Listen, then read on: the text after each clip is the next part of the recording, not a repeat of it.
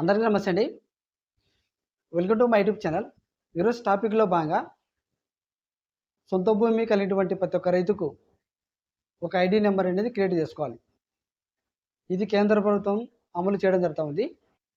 అయితే అనగన కేంద్ర ప్రభుత్వం నుంచి వచ్చేటువంటి నిధులు కావచ్చు, అలాగనే మన ఆంధ్రప్రదేశ్‌లో ఇస్తున్నటువంటి సంక్షేమ పథకాలు కావచ్చు, రైతులకు ఇచ్చేటువంటి ఏవైనా కానివ్వండి, సబ్సిడీ లోన్స్ ఇటువంటి ఏవైనా లబ్ధి పొందాలంటే భవిష్యత్తులో ఈ ఐడీ నెంబర్ అనేది ఉపయోగపడుతుంది. ఓకేనా? అయితే ఈ ఐడీ నెంబర్ ఎలా క్రియేట్ చేసుకోవాలి?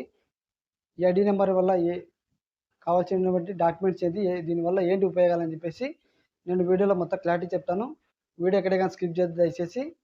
ఇంకా ఎవరైనా మన యూట్యూబ్ ఛానల్ సబ్స్క్రైబ్ చేసుకున్నారంటే ప్లీజ్ ఒక లైక్ చేసి సబ్స్క్రైబ్ చేసుకుంటే నాకు కూడా సపోర్ట్ ఉంటుంది. ఓకేనా? అయితే టాపిక్లోకి అయితే వెళ్ళిపోదాం.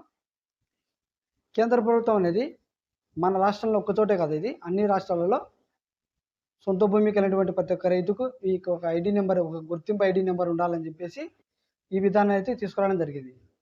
అంటే దీనివల్ల ఏంటి ఉపయోగం అంటే కనుక, ఫర్ ఎగ్జాంపుల్గా సబ్సిడీ విత్తనాలు కావాలి, ఈ ఐడీ నెంబర్ ద్వారా తీసుకోవాలి. ఆధార్ కార్డు, పొలం పాస్బుక్ ఇటువంటివి ఏం అవసరం లేదు. ఈ ఐడీ నెంబర్ చెప్తే సబ్సిడీ విత్తనాలు తీసుకోవచ్చు. రేపొద్దున భవిష్యత్తులో రాబోతున్నటువంటి సిస్టమ్ అర్థమవుతుందా? ఈ క్రాప్ చేసుకోవాలన్నా ఐడీ నెంబర్ ఉండాలి. పంట రుణాలు తీసుకోవాలన్నా ఐడీ నెంబర్ ఉండాలి. ఒక ఇన్పుట్ సబ్సిడీ తీసుకోవాలన్నా ఉండాలి. ఓకేనా? ఇప్పుడు సబ్సిడీ ఎరువులు తీసుకోవాలన్నా కంపల్సరీ ఐడీ నెంబర్ ఉండాలి. అర్థమవుతుందా?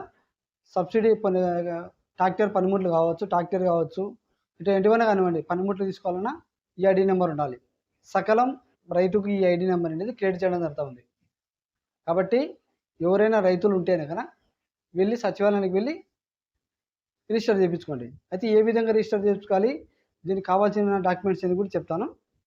ముందుగా మన ఆంధ్రప్రదేశ్ విషయానికి వచ్చిన కనుక సచివాలయంలో ఈ వ్యవసాయానికి సంబంధించినటువంటి అగ్రికల్చర్ ఆఫీసర్ ఉంటుంది కదా, అక్కడికి వెళ్ళి కొన్ని జిరాక్స్ సబ్మిట్ చేయాలి.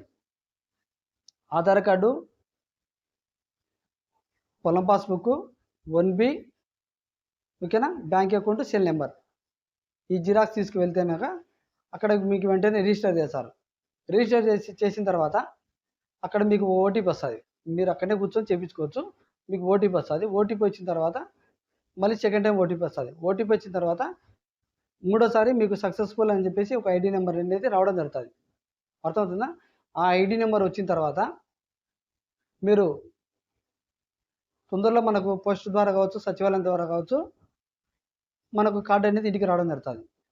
ఆ కార్డు వచ్చిన తర్వాత సంక్షేమ పథకాలు ఏదైనా రైతు కావాల్సినటువంటి లబ్ధి పొందడానికి, ఈజీగా లబ్ధి పొందడానికి ఉపయోగపడుతుంది. ఓకేనా? ఇది మనకు కావాల్సిన డాక్యుమెంట్స్. అప్లై చేసుకోవాలంటే ఎక్కడ అప్లై చేసుకోవాలి? సచివాలయానికి వెళ్ళి అప్లై చేసుకోవాలి. ఓకేనా? కాబట్టి ఎవరైనా రైతులు ఉంటేనే కనుక, సొంత భూమి కలిగినటువంటి రైతులు ఉంటేనే కనుక వెళ్ళి ఈ గుర్తింపు ఐడీ నెంబర్ అనేది క్రియేట్ చేసుకోండి. ఓకేనా? అయితే మనకు తొందరలో ఈ అన్నదాత సుఖీ పథకం వస్తుంది కదా, వీటిని లబ్ధి పొందాలన్నా, పిఎం కిసాన్ లబ్ధి పొందాలన్నా, ఓకేనా, కేంద్ర ప్రభుత్వం నుంచి ఏవైనా కానివ్వండి, మన రాష్ట్రంలో అమలు చేస్తున్నటువంటి పథకాలు కావచ్చు, కేంద్రం నుంచి కావచ్చు, ఇప్పుడు సబ్సిడీ పట్టాలు ఇస్తారంటారు, సబ్సిడీ పైపులు కావచ్చు, ఏంటివైనా లబ్ధి పొందాలన్నా ఈ గుర్తింపు ఐడీ నెంబర్ అనేది మోస్ట్ ఇంపార్టెంట్. భవిష్యత్తులో ఈ ఐడీ నెంబర్ ద్వారా రైతుకి ఏదైనా చేయాలంటే ఈ ఐడీ నెంబర్ ద్వారా చేయాలి. ఈ క్రాప్ చేసుకోవాలన్నా మోస్ట్ ఇంపార్టెంట్. పంట నమ్మదు కదా, ఇట్లా ఏమి చేసుకోవాలన్నా మోస్ట్ ఇంపార్టెంట్. కాబట్టి ఐడీ నెంబర్ అనేది క్రియేట్ చేసుకోవాలి. క్రియేట్ చేసుకున్న తర్వాత మీకు ప్రతి ఒక్క కార్డుకి ఈ కార్డు అనేది అన్ని విధాలుగా ఉపయోగపడుతుంది. ఫర్ ఎగ్జాంపుల్గా ఇంకోటికి ఎగ్జాంపుల్ కూడా చెప్తాను. స్టూడెంట్కి అపార కార్డు అనేది రావడం జరుగుతుంది కదా, అపార కార్డు అనేది ఏ విధంగా ఉపయోగపడుతుంది? ప్రతి ఒక్క సర్టిఫికేట్ దాంట్లో అప్లోడ్ చేయడం జరుగుతుంది. ఫస్ట్ క్లాస్ నుంచి డిగ్రీ, పీజీ వరకు అతను ఎంతవరకు చదువుకున్నాడో అంతవరకు డీటెయిల్స్ మొత్తం దాంట్లో ఉంటాయి. స్టడీ సర్టిఫికేట్, మార్క్ లిస్టు అన్నీ మొత్తం దాంట్లో అప్లోడ్ చేయడం ఉంటుంది. ఒకవేళ సర్టిఫికేట్లు పోయినట్టే కనుక తీసుకోవడానికి కూడా అవకాశం ఉంటుంది.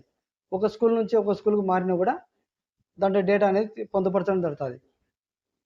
సర్టిఫికేట్ తీసుకోవాల్సిన అవసరం లేదు. ఒక స్కూల్ నుంచి ఇంకొక స్కూల్కి వెళ్ళేటప్పుడు కూడా సర్టిఫికేట్ తీసుకోవాల్సిన అవసరం లేదు. కేవలం ఒక ఆధార్ కార్డు తీసుకెళ్తే మొత్తం డీటెయిల్స్ అన్నీ దాంట్లో ఉంటాయి.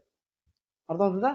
ఆ విధంగా కూడా రైతులకు అనేది ఒక ఐడీ నెంబర్ క్రియేట్ చేయాలని చెప్పేసి కేంద్ర ప్రభుత్వం అయితే నిర్ణయం తీసుకుంది. కాబట్టి ఎవరైనా రైతులు ఉంటేనే కనుక వెళ్ళి రిజిస్టర్ చేయించుకోండి, మీరు లబ్ధి పొందడానికి అవకాశం ఉంటుంది. ఓకేనా? ఇందులో మీకు ఏదైనా డౌట్ ఉంటే కామెంట్ రూపంలో తెలియజేయండి. వీడియో నచ్చింది ఒక లైక్ చేసి సబ్స్క్రైబ్ చేసుకోండి. Thank you.